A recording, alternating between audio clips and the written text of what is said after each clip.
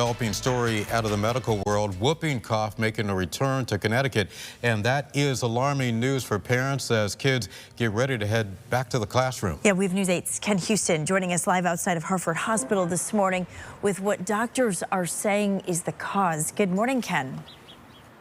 Well, good morning to you as well, Laura and Keith. Yeah, doctors are calling this the largest outbreak in years. In fact, a total of 93 cases were reported just this year, and that's alarming news considering that there were only 11 cases reported last year. That's according to the Connecticut Department of Public Health. Doctors say the highly contagious illness starts as a cold, which makes it infectious and causes it to spread. Symptoms often worsen over 10 to 14 days.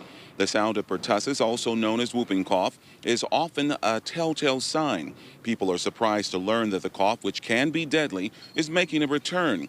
Here's an example of what it sounds like. It's really quite horrific to watch a child who has whooping cough or pertussis.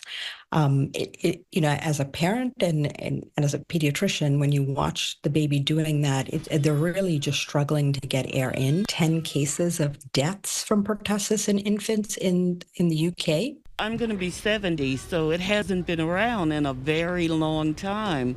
And we used to get shots. The kids would get shots.